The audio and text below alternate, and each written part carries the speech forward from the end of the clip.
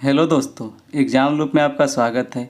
आज हम पढ़ने वाले हैं करेंट अफेयर, जो कि हमारे द्वारा आर तथा यूपीपीसीएस को ध्यान में रखकर कराया जा रहा है। यह करेंट अफेयर पर तीसरा लेक्चर है। जिन दोस्तों ने अभी तक लेक्चर 1 तथा लेक्चर 2 नहीं देखा है, कृपया देख लें। इस करेंट अफेयर सीरीज में हमारे द्वारा सितंबर 2023 से लेकर सितंबर 2024 तक के करेंट अफेयर को कराया जाएगा। हमारे द्वारा यूनियन बजट, यूपी बजट तथा इकोनॉमिक सर्वे ऑब्जेक्टिव फॉर्म में कराया जा चुका है। जिन दोस्तों ने अभी तक नहीं देखा है, कृपया देख लें। चलिए इसमें पहला क्वेश्चन देखते हैं। क्वेश्चन है, निम्नलिखित कथनों पर विचार करें। इसमें आपका पहला है, जिग जिम्बाब्वे की एक स्वर्ण समर्थित मुद्रा है, तो यह आपका सही है। इसमें दूसरा दिया गया है, जिग मुद्रास्फीति को बढ़ाने में महत्वपूर्ण भूमिका निभाती है, तो यह गलत है, क्योंकि हाल ही में जिम्बाब्वे द्वारा मुद्रास्फीति से निपटने के लिए जिग नामक एक नई स्वर्ण समर्थित मुद्रा को लॉन्च किया गया। चलिए जान लेते हैं मुद्रास्फीति क्या होती है। मुद्रास्फीति वह स्थिति होती है जिसमें कीमत स्तर में वृद्धि होती है तथा मुद्रा का मूल्य गिरता है। वहीं बात करें जिम्बाब्वे की, तो जिम्बाब्वे सूखे के कारण आपातकालीन का घोषणा करने वाला एक देश भी रहा है इस वर्ष, जिसकी राजधानी हरारे है, तो इसे भी आप याद रखेंगे। इसमें देखते हैं, इसमें आपका ऑप्शन नंबर ए सही हो जाएगा। चलिए नेक्स्ट क्वेश्चन लेते हैं। दूसरा नंबर, निम्न कथनों पर विचार करें। इसमें आपका पहला है, Agnibaan single piece 3D printed engine वाला दुनिया का पहला रॉकेट है, तो यह आपका सही है। इसमें दूसरा दिया गया है, यह स्वदेशी रूप से निर्मित भारत का पहला श्रमिक क्रायोजेनिक इंजन संचालित रॉकेट लॉन्च है, तो यह भी सही कि यह एक रॉकेट लॉन्चर है। इसमें तीसरा दिया गया है, अग्निबाण 3 चरणों वाला रॉकेट है जो 700 किलोमीटर की ऊंचाई तक जाने में सक्षम है, तो यह गलत है, क्योंकि अग्निबाण सिंगल चरण वाला आपका 3D प्रिंटेड एक रॉकेट है। यह सिंगल स्टेज का है तथा इसे आंध्र प्रदेश के श्रीहरिकोटा से लॉन्च किया गया। इसका निर्माण चेन्नई की एक निजी स्पेस कंपनी अग्निकुल कॉस्मॉस द्वारा किया गया है, तो इसे भी आप याद रखेंगे। सत्य कथन का चयन करना है, इसलिए ऑप्शन नंबर यहाँ पे ए सही हो जाएगा। बनरघट्टा जैविक उद्यान जो हाल ही में खबरों में रहा, किस राज्य में स्थित है, तो यह आपका कर्नाटक में स्थित है। बात कर लेते हैं इसकी स्थापना की, तो इसकी स्थापना 1970 ईस्वी में हुई थी तथा 1974 ईस्वी में इसे एक राष्ट्रीय उद्यान का दर्जा दिया गया है, तो इसे आप याद रखेंगे। चलिए आगे देखते हैं। निम्न कथनों पर विचार करें। इसमें आपका पहला है, वैश्विक लैंगिक अंतराल सूचकांक 2024 संस्करण में भारत का स्थान 146 देशों में 129 है, तो यह आपका सही है। इसमें आपका दूसरा दिया गया है, विभिन्न श्रेणियों में भारत का प्रदर्शन सबसे अच्छा राजनीतिक सशक्तिकरण श्रेणी में रहा है, तो यह आपका गलत है। इसमें तीसरा दिया गया है, इसे विश्व आर्थिक मंच द्वारा लॉन्च किया जाता है, तो यह भी आपका सही है। असत्य कथन बताना है, इसलिए आपका यहाँ पे ऑप्शन नंबर बी सही हो जाएगा। चलिए बात कर लेते हैं वैश्विक लैंगिक अंतराल सूचकांक के बारे में। तो इसको 4 आधारों पर इसका मापन किया जाता है। इसमें पहला आपका राजनीतिक सशक्तिकरण, दूसरा है आर्थिक भागीदारी और अवसर, तीसरा है स्वास्थ्य और जीवन रक्षा, चौथा है शैक्षणिक उपलब्धि। इसमें भारत को राजनीतिक सशक्तिकरण में पिछले वर्ष की तुलना में गिरावट दर्ज किया गया है, इसीलिए यहाँ पे ये दूसरा आपका गलत हो जाएगा। वहीं बात करें इसमें टॉप का, तो टॉप इसमें आइसलैंड द्वारा किया गया है तथा दूसरे नंबर पर फिनलैंड है, तीसरे नंबर पे नॉर्वे। वहीं बात करें अंतिम स्थान पे, तो उसमें आपका सूडान को शामिल किया गया है, तो इन्हें आप साथ में याद रखेंगे। चलिए आगे देखते हैं। भारत में स्वदेशी रूप से विकसित नागास्त्र क्या है, तो यह एक मानव पोर्टेबल आत्मघाती ड्रोन है, यानी ऑप्शन नंबर डी सही हो जाएगा। चलिए नागास्त्र के बारे में बात कर लेते हैं। इसका वजन 30 केजी है तथा यह 4500 मीटर ऊंचाई तक उड़ान भरने में सक्षम है। यह दुश्मन के ठिकाने को चुपके से ध्वस्त करने में सक्षम है। निम्नलिखित कथनों पर विचार करें। इसमें आपका पहला है, मछली उत्पादन में भारत दुनिया में दूसरा सबसे बड़ा उत्पादक देश है। तो यह गलत है, क्योंकि मछली उत्पादन में भारत दूसरा नहीं तीसरा सबसे बड़ा उत्पादक देश है। वहीं बात करें पहले तथा दूसरे नंबर पर, तो पहले स्थान पे आपका चाइना है, दूसरे पे आपका इंडोनेशिया है। इसमें दूसरा दिया गया है, भारत विश्व का चीन के बाद दूसरा सबसे बड़ा जलीय कृषि उत्पादक देश है। तो यह आपका सही है। इसमें तीसरा दिया गया है, विश्व मत्स्य पालन और जलीय कृषि रिपोर्ट 2024 विश्व व्यापार संगठन द्वारा जारी किया जाता है। तो यह गलत है, क्योंकि यह रिपोर्ट विश्व व्यापार संगठन द्वारा नहीं, खाद्य और कृषि संगठन द्वारा जारी किया जाता है। यह रिपोर्ट प्रत्येक 2 वर्ष पर आती है तथा इसमें भारत का वैश्विक मछली उत्पादन में 8% की हिस्सेदारी रही है। वहीं बात करें 2022-23 में, तो भारत मछली का उत्पादन 175.45 लाख टन किया गया इसके द्वारा। तो इसे भी आप याद रखेंगे। सत्य कथन का चयन करें, तो इसमें केवल आपका दूसरा सही है, इसलिए ऑप्शन नंबर बी सही हो जाएगा। चलिए नेक्स्ट क्वेश्चन लेते हैं। विशेष श्रेणी के राज्य का दर्जा किस वित्त आयोग की सिफारिश के आधार पर प्रारंभ किया गया? तो यह 5वें वित्त आयोग के आधार पर विशेष राज्य का दर्जा देने की बात की गई थी। तो यहाँ पे बी ऑप्शन सही हो जाएगा। चलिए बात करते हैं कि विशेष राज्य का दर्जा प्राप्त करने के लिए किसी राज्य को क्या क्या प्रावधान हो सकते हैं उसके लिए। तो पहला इसमें पहाड़ी इलाका होना चाहिए वह राज्य। दूसरा है कम जनसंख्या घनत्व या फिर जनजातीय जनसंख्या का बड़ा हिस्सा। वहीं बात करें इसमें तीसरा आधार है कि आर्थिक और आधारभूत संरचना पिछड़ापन होना चाहिए तथा वह राज्य किसी भी इंटरनेशनल सीमा के साथ अपनी बाउंड्री शेयर करता हो तथा सामरिक दृष्टिकोण से वह एक महत्वपूर्ण स्थान रखता हो। वहीं बात करें पहली बार 1969 में जम्मू कश्मीर, असम और नागालैंड को विशेष राज्य का दर्जा दिया गया था और अभी सबसे लेटेस्ट आपका जो विशेष राज्य का दर्जा जिसे मिला है उसका नाम है आपका तेलंगाना। तो तेलंगाना सबसे नवीनतम है इसमें। चलिए नेक्स्ट क्वेश्चन देखते हैं। बाल पोषण रिपोर्ट 2024 निम्नलिखित में से किस संस्था द्वारा जारी किया जाता है? तो यह आपका यूनिसेफ द्वारा जारी किया जाता है। बात कर लेते हैं यूनिसेफ के बारे में। तो यूनिसेफ की स्थापना 1946 ईस्वी में हुआ था तथा इसका मुख्यालय न्यूयॉर्क में स्थित है तथा इसके प्रमुख की बात करें तो इसकी प्रमुख हैं कैथरीन रसेल, जो कि यूएसए से संबंधित हैं। चलिए नेक्स्ट देखते हैं। G7 शिखर सम्मेलन 2024 के संबंध में निम्नलिखित कथनों पर विचार करें। इसमें आपका पहला है G7 शिखर सम्मेलन इटली के नेपल शहर में आयोजित किया गया। तो यह आपका गलत है, क्योंकि G7 शिखर सम्मेलन का आयोजन इटली के अपुलिया शहर में किया गया है। दूसरा इसमें G7 का यह 50वां शिखर सम्मेलन था। तो यह आपका सही है।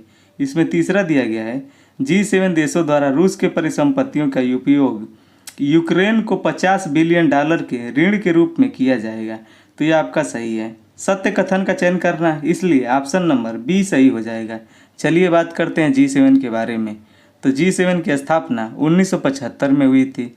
वहीं इसके सदस्य देशों की बात करें तो इसमें USA, UK, Canada, France, Italy, Japan तथा जर्मनी शामिल है। हाल ही में कौन सा देश अंतर्राष्ट्रीय सौर गठबंधन में शामिल होने वाला 100वां पूर्ण सदस्य बना है? तो यह आपका पराग्वे बना है। वहीं बात करें 99वां आपका पूर्ण सदस्य जो बना है अंतर्राष्ट्रीय सौर गठबंधन का, वह है आपका स्पेन। बात कर लेते हैं इंटरनेशनल सोलर अलायंस गठबंधन के बारे में। तो इसकी स्थापना 2015 में COP21 पेरिस सम्मेलन के दौरान किया गया था तथा इसका मुख्यालय गुरुग्राम में है। वहीं बात करें इसके महानिदेशक की, तो इसके महानिदेशक अजय कुमार माथुर जी हैं। तो इसे भी आप ध्यान रखेंगे। निर्वाचन आयोग द्वारा जारी रिपोर्ट के अनुसार 18वीं लोकसभा चुनाव में कुल कितना प्रतिशत मतदान डाक मतपत्र छोड़कर हुआ है? तो यह आपका 65.79% आपका 18वीं लोकसभा चुनाव में मतदान हुआ था। तो यहाँ पे ऑप्शन नंबर सी सही हो जाएगा। वहीं बात कर लेते हैं 18वीं लोकसभा चुनाव के बारे में। तो इसमें महिला सांसद 74 चुनी गई तथा सबसे ज़्यादा वोटों के अंतर से जीत शंकर लालवानी जी के द्वारा की गई, जो कि 11,72,000 वोटों के अंतर से इन्होंने जीत हासिल किया। वहीं पे बात करें सीटों की तो सबसे ज़्यादा सीट 240 बीजेपी द्वारा जीता गया, वहीं कांग्रेस द्वारा 99 और सपा द्वारा 37। तो इन्हें भी आप ध्यान रखेंगे। आईपीएल 2024 के संदर्भ में निम्नलिखित कथनों में से कौन सा मिलान यहाँ पे गलत है? तो यहाँ पे गलत मिलान को आपको बताना है। संस्करण, तो बात करें आईपीएल 2024 तो यह 17वां संस्करण था, तो यह आपका सही है। वहीं बात करें ऑरेंज कैप, तो ऑरेंज कैप आपको विराट कोहली जी को मिला, इनके द्वारा 741 रन बनाए गए। पर्पल कैप हर्षल पटेल, तो यह भी आपका सही है। जो सबसे ज़्यादा विकेट लेता है उसे पर्पल कैप दिया जाता है और हर्षल पटेल द्वारा 24 विकेट लिए गए थे, जो कि आईपीएल 2024 में सर्वाधिक था। वहीं बात कर लें इसमें डी नंबर का fair play award Kolkata night Riders को, तो यह गलत है क्योंकि फेयर प्ले अवार्ड आपको सनराइजर्स हैदराबाद को मिला था। चलिए बात कर लेते हैं आईपीएल 2024 के बारे में, कुछ फैक्ट के बारे में। तो इसमें विजेता टीम कोलकाता नाइट राइडर्स रही, वहीं सनराइजर्स हैदराबाद इसमें हार गई तथा सबसे ज़्यादा छक्के अभिषेक शर्मा द्वारा मारे गए, जो कि 42 था। चलिए इसमें आपका ऑप्शन नंबर डी सही हो जाएगा क्योंकि आपसे गलत मिलान पूछा गया था। चलिए नेक्स्ट क्वेश्चन लेते हैं। निम्न कथनों पर विचार करें। एक तरफ दिया गया व्यक्ति तथा दूसरी तरफ दिया गया कि वह व्यक्ति किस पोस्ट पर नियुक्त है। इसमें आपका पहला है प्रदीप कुमार त्रिपाठी, तो ये लोकपाल सचिव बने हैं। दूसरा इसमें है आपका चंद्रशेखर गौरीनाथ करहाडकर, तो इन्हें इंदिरा गांधी परमाणु अनुसंधान केंद्र का नया महानिदेशक नियुक्त किया गया है। वहीं बात करते हैं श्री कमल किशोर सोन को, तो यह कर्मचारी राज्य बीमा निगम सयानी का नया महानिदेशक इनको बनाया गया है। चौथा है आपका श्रीमती विजया भारती, इन्हें राष्ट्रीय मानवाधिकार आयोग के कार्यवाहक अध्यक्ष के रूप में चुना गया है। तो इन्हें आप 3 में मिलाएंगे। इस प्रकार देखेंगे आप तो ऑप्शन नंबर यहाँ पे सी सही हो जाएगा। चलिए नेक्स्ट क्वेश्चन लेते हैं।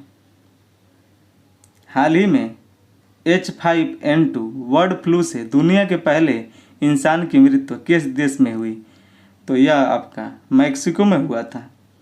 बात कर लेते हैं मैक्सिको की, तो मैक्सिको की राजधानी मैक्सिको सिटी है तथा यह चांदी के उत्पादन के लिए विश्व प्रसिद्ध है। यह उत्तरी अमेरिकी महाद्वीप का एक देश है जिसकी सीमाएं संयुक्त राज्य अमेरिका से लगती है। चलिए नेक्स्ट क्वेश्चन देखते हैं। निम्नलिखित कथनों पर विचार करें तथा असत्य कथन का चयन करें। तो यहाँ पर असत्य कथन बताना है आपको। इसमें आपका ए है दुनिया के पहले लकड़ी का उपग्रह लिग्नोसैट जापान द्वारा विकसित किया गया, तो यह सही है। इसमें दूसरा है नासा का मैगेलन मिशन का संबंध बुध ग्रह से है, तो यह गलत है क्योंकि नासा के मैगेलन मिशन का संबंध शुक्र ग्रह से है न कि बुध ग्रह से, इसलिए बी यहाँ पे गलत है। तीसरा दिया गया हल्ला टॉमस डाटिर ने आइसलैंड के राष्ट्रपति चुनाव में जीत हासिल की है, यह भी आपका सही है। इसमें डी नंबर दिया गया है चांग 6 चीन का अंतरिक्ष यान लैंडर है जो कि चंद्रमा के दक्षिणी ध्रुव पर उतरा था, तो यह भी आपका सही है। इसलिए आपका यहाँ पे ऑप्शन नंबर बी सही हो जाएगा क्योंकि आपसे गलत ऑप्शन पूछा गया था। महिला कर्मचारियों के लिए प्रत्येक महीने मासिक धर्म अवकाश नीति लागू करने वाला देश का पहला उच्च न्यायालय कौन सा है? तो यह आपका सिक्किम उच्च न्यायालय है जिसके द्वारा महिला कर्मचारियों के लिए प्रत्येक महीने मासिक धर्म अवकाश नीति लागू किया गया। वहीं बात करते हैं सिक्किम की, तो सिक्किम की राजधानी गंगटोक है तथा इसकी सीमाएं नेपाल, भूटान और चीन से साझा करता है। हाल ही में कोबे जापान में आयोजित विश्व पैरा एथलेटिक्स चैंपियन में भारत के पदकों की संख्या क्या थी? तो भारत द्वारा इसमें 6 स्वर्ण, 5 रजत तथा 6 कांस्य जीता गया। तो यहाँ पे ऑप्शन नंबर डी सही हो जाएगा। हमारी भूमि हमारा भविष्य विषय के अनुरूप विश्व पर्यावरण दिवस किसके द्वारा मनाया गया? तो यह आपका भारतीय रेलवे द्वारा मनाया गया है। तथा विश्व पर्यावरण दिवस की बात करें तो इसे हर साल 5 जून को मनाया जाता है। तो 18 नंबर में आपका ऑप्शन डी सही हो जाएगा। भारत और जापान का संयुक्त समुद्री अभ्यास जिमेक्स के संबंध में निम्न कथनों पर विचार कीजिए। इसमें आपका पहला दिया गया है, यह भारत के विशाखापट्टनम में आयोजित किया गया। तो यह आपका गलत है, क्योंकि जिमेक्स 2024 का आयोजन जापान के योकोसुका में हुआ था। यह जिमेक्स का 10वां संस्करण है। तो यह भी गलत है, क्योंकि यह जिमेक्स का 8वां संस्करण था। सत्य कथन का चयन करना है। तो यहाँ पे ऑप्शन नंबर डी सही हो जाएगा, क्योंकि न तो 1 सही है और न ही 2। चलिए नेक्स्ट लेते हैं क्वेश्चन। आरबीआई ने किस देश से 100 मीट्रिक टन सोना वापस भारत लाएगा? यूके से आरबीआई द्वारा 100 मीट्रिक टन सोना भारत वापस लाए जाने की घोषणा की गई है। तो यहाँ पे ऑप्शन नंबर बी सही हो जाएगा। हाल ही में किस संगठन ने migration and development brief report जारी किया गया? तो यहाँ पे बताना है कि जो migration and development brief report है वह किसके द्वारा जारी किया जाता है? तो यह आपका विश्व बैंक के द्वारा जारी किया जाता है। वहीं बात कर लेते हैं विश्व बैंक की। तो इसकी स्थापना 1945 में हुआ था तथा इसका मुख्यालय वाशिंगटन डीसी में है और इसके अध्यक्ष अजय कुमार बंगा जी हैं। वहीं बात करें इसका लेटेस्ट सदस्य 189 नंबर उसे नौरू को बनाया गया है। तो इसे भी आप ध्यान रखेंगे। सुर्खियों में रहा समुद्री खीरा के संबंध में निम्नलिखित कथनों पर विचार कीजिए। इसमें आपका पहला है, समुद्री खीरा समुद्र के अम्लीकरण को रोकने में सहायक है। इसमें दूसरा दिया गया है, भारत में इसे वन्यजीव संरक्षण अधिनियम 1972 की सूची 1 के अंतर्गत रखा गया है। तो यहाँ पे दोनों ऑप्शन सही है। सत्य कथन का चयन करें तो इसलिए ऑप्शन नंबर यहाँ पे सी सही हो जाएगा। चलिए बात कर लेते हैं समुद्री खीरा के बारे में। समुद्री खीरा एक जानवर है जो पोषक तत्वों को रिसाइकिल करता है और मलबे को तोड़ता है। यह खीरे जैसा दिखता है, इसलिए इसे समुद्री खीरा कहा जाता है। हाल ही में मंगल ग्रह पर 3 नए क्रेटर्स खोजे गए। बिहार के किस कस्बे के नाम पर इन क्रेटर्स में एक का नाम रखा गया? तो यह बिहार के हिल्सा नामक शहर के नाम पर एक क्रेटर का नाम रखा गया है। वहीं बात कर ले मुरसान का। तो मुरसान एक यूपी का शहर है जिसके नाम पर मंगल ग्रह पर खोजे गए 3 नए क्रेटर्सों का में से एक का नाम मुरसान भी रखा गया है। हाल ही में किस देश ने अपनी पहली अंतरिक्ष एजेंसी लॉन्च की है और 2045 तक मंगल ग्रह पर लैंडिंग करने की योजना बनाई है? तो यह आपका दक्षिण कोरिया द्वारा ऐसा किया गया है, यानी ऑप्शन नंबर बी सही हो जाएगा। हाल ही में अलास्का में आयोजित रेड फ्लैग 2024 का प्राथमिक उद्देश्य क्या है? तो इसमें रेड फ्लैग समुद्री अभ्यास जो है उसके बारे में आपको बताना है कि उसका उद्देश्य क्या था। इसका उद्देश्य उन्नत हवाई युद्ध प्रशिक्षण के माध्यम से बहुराष्ट्रीय वातावरण में वायु सैनिक दल को एकीकृत करना है, यानी ऑप्शन नंबर यहाँ पे बी सही हो जाएगा। चलिए बात कर लेते हैं इसके बारे में थोड़ा। रेड फ्लैग एक बहुराष्ट्रीय वायुसेना अभ्यास है जिसका आयोजन अमेरिका के अलास्का प्रांत में किया गया। हाल ही में किस चिकित्सा संस्थान ने WHO द्वारा संवर्धन के लिए 2024 नेल्सन मंडेला पुरस्कार जीता है? तो यह निमहंस बेंगलुरु के द्वारा जीता गया है, नेल्सन मंडेला पुरस्कार। तो इसे आप याद रखेंगे। ऑप्शन नंबर ए इसमें सही हो जाएगा। हाल ही में किस संगठन ने संयुक्त रूप से PhD छात्रों के लिए बीमरेन पहल शुरू की है? तो यह आपका विदेश मंत्रालय और बंगाल की खाड़ी कार्यक्रम अंतर सरकारी संगठन द्वारा बीमरेन पहल शुरू की गई है। चलिए बात कर लेते हैं बीमरेन के बारे में। बीमरेन का फुल फॉर्म है BIMSTEC India marine research network. इसका उद्देश्य बिम्स्टेक देशों के पीएचडी छात्रों को भारत में डॉक्टरेट अनुसंधान करने में सक्षम बनाना है। तो यहाँ पर इसे भी आप एक्स्ट्रा फैक्ट के रूप में याद रख लेंगे। दोस्तों, जो भी हमारे द्वारा क्वेश्चन कराए जा रहे हैं उसमें हमने बहुत सारे मैगजीनों को शामिल किया है। इसमें हमारी टीम की बहुत मेहनत देखने को मिलती है। तो आप चैनल को कृपया लाइक, शेयर तथा सब्सक्राइब जरूर करें और अधिक से अधिक शेयर करें और हमें इस सीरीज को आगे बढ़ाने में सहयोग प्रदान करें।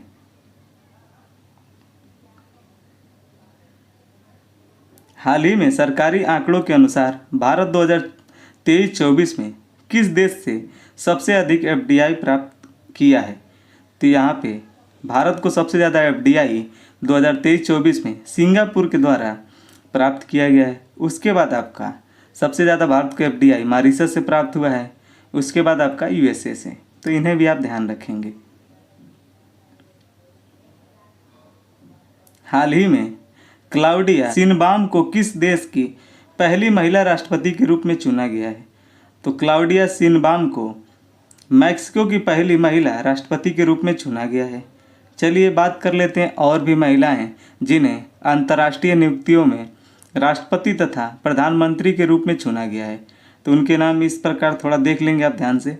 मैनुअल रोका बोटे, इक्वेटोरियल गिनी की पहली महिला प्रधानमंत्री। बात करते हैं डीना बोलुआर्ट की, तो यह पेरू की पहली राष्ट्रपति के रूप में इनकी नियुक्ति हुई है।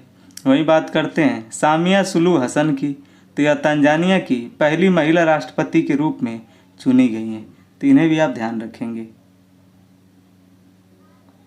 हाल ही में नासा ने चंद्रमा के लिए एक मानवकृत समय प्रणाली विकसित करने के लिए किस अंतरिक्ष एजेंसी के साथ सहयोग किया है?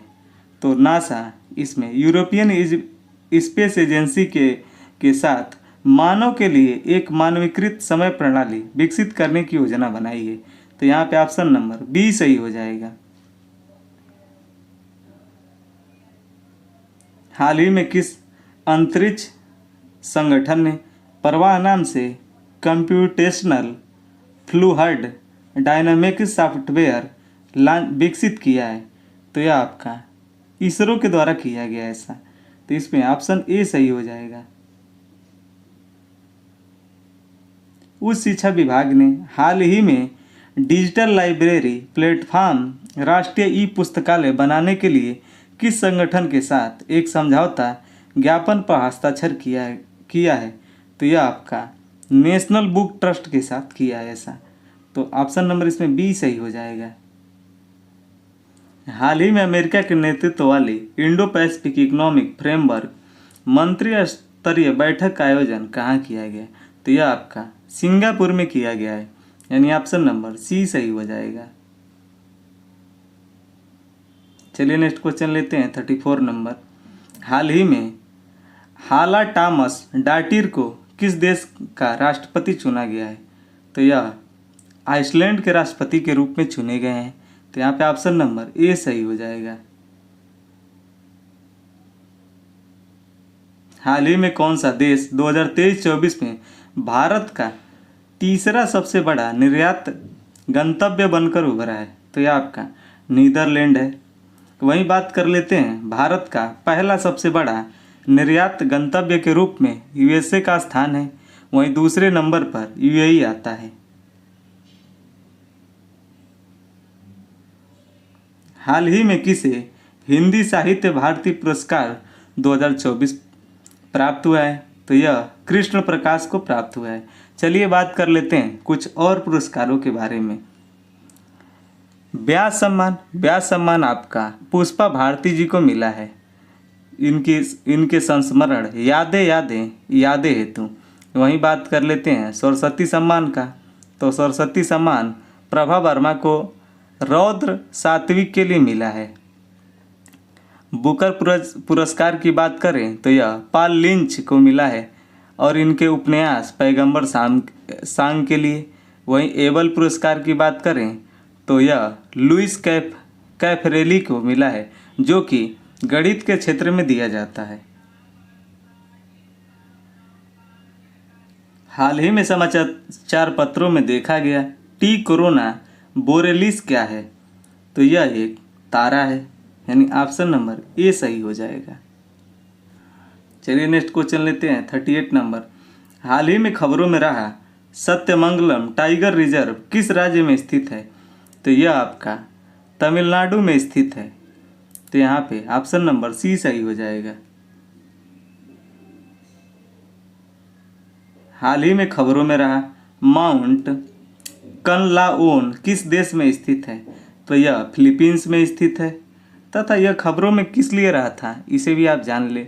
माउंट किनलाओन एक सक्रिय ज्वालामुखी है तथा इसके फटने से आसमान में 5 किलोमीटर ऊपर तक राख के गुब्बारे उठे थे, जिससे तीव्र भूकंप आया तथा हवाई यात्रा को वहां पर रोकना पड़ा था फिलीपींस में।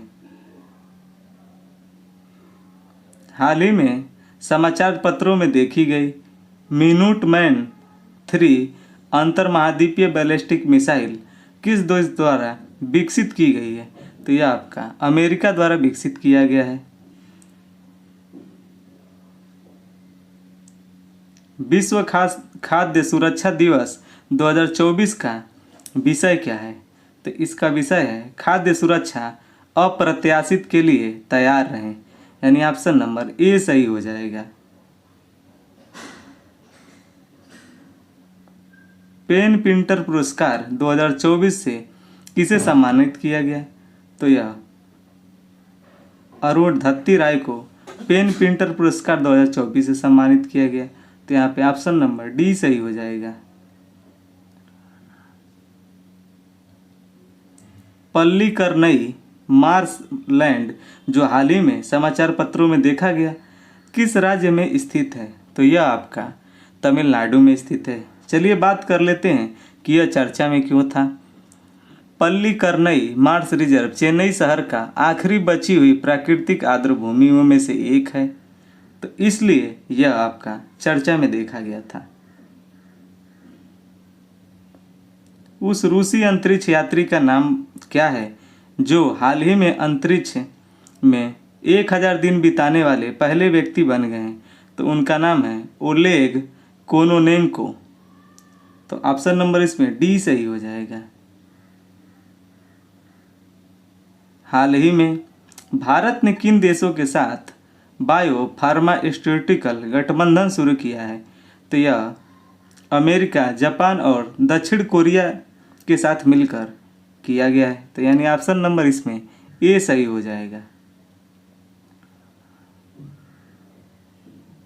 हाल ही में जर्मनी के म्यूनिख में ISS में विश्व कप 2024 में पुरुषों की 10 मीटर एयर पिस्टल स्पर्धा में स्वर्ण पदक किसने जीता? तो यह सर्वजीत सिंह जी के द्वारा जीता गया है, यानी ऑप्शन नंबर सी सही हो जाएगा। हाल ही में खबरों में रहा मोंगला पोर्ट किस देश में स्थित है? तो यह आपका बांग्लादेश में स्थित है। तो यह मोंगला पोर्ट खबरों में क्यों था? क्योंकि मोंगला पोर्ट से भारत परिचालन का अधिकार मिल गया है, जो कि रणनीतिक तौर पर भारत की एक बहुत बड़ी जीत है तथा इस पोर्ट पर चीन अपना परिचालन करना चाहता था, जिसे बांग्लादेश गवर्नमेंट द्वारा अधिकार नहीं दिया गया। हाल ही में समाचारों में रहा सुहेलवा वन्यजीव अभ्यारण्य किस राज्य में स्थित है? तो यह आपका उत्तर प्रदेश में स्थित है, यानी ऑप्शन नंबर ए सही हो जाएगा। चलिए नेक्स्ट क्वेश्चन लेते हैं। हाल ही में खबरों में रही चिपचिपी मुद्रास्फीति क्या है? तो यह एक ऐसी घटना है जिसमें कीमतें आपूर्ति और मांग में परिवर्तन के अनुसार शीघ्र समायोजित नहीं होती, यानी ऑप्शन नंबर इसमें सी सही हो जाएगा। एक आवश्यक सूचना दोस्तों, हमारे द्वारा प्रीवियस ईयर क्वेश्चन जो कि 2014 से लेकर 2023 तक कराए जाएंगे, उन्हें आप ध्यान से देखेंगे, क्योंकि प्रीवियस ईयर क्वेश्चन से आपका यूपीपीसीएस तथा RORO में 50 से 60% क्वेश्चन रिपीट होते हैं, और आपकी ऑब्जेक्टिव क्वेश्चन को सॉल्व करने की रणनीतियों के बारे में भी उन लेक्चरों में चर्चा की जाएगी। तो आने वाले टाइम में उन्हें आप ज़रूर देखेंगे। चलिए लास्ट क्वेश्चन लेते हैं आज का। हाल ही में भारतीय नौसेना की पहली महिला हेलीकॉप्टर पायलट कौन बनी है? तो इनका नाम है अनामिका बी राजीव, यानी ऑप्शन नंबर बी सही हो जाएगा। चलिए और बात कर लेते हैं कि भारत की किन किन महिलाओं ने क्या क्या उपलब्धियां 2023-24 में हासिल की हैं। तो बात करते हैं अक्षता कृष्णमूर्ति की। तो इनके द्वारा मंगल ग्रह पर रोवर संचालित करने वाली पहली महिला के रूप में इनका नाम दर्ज है। तो वहीं बात करते हैं प्रमीला मलिक की। तो यह उड़ीसा विधानसभा की पहली महिला अध्यक्ष बनी है। थैंक यू फॉर वॉचिंग दोस्तों। चैनल को लाइक शेयर तथा सब्सक्राइब करना न भूलें।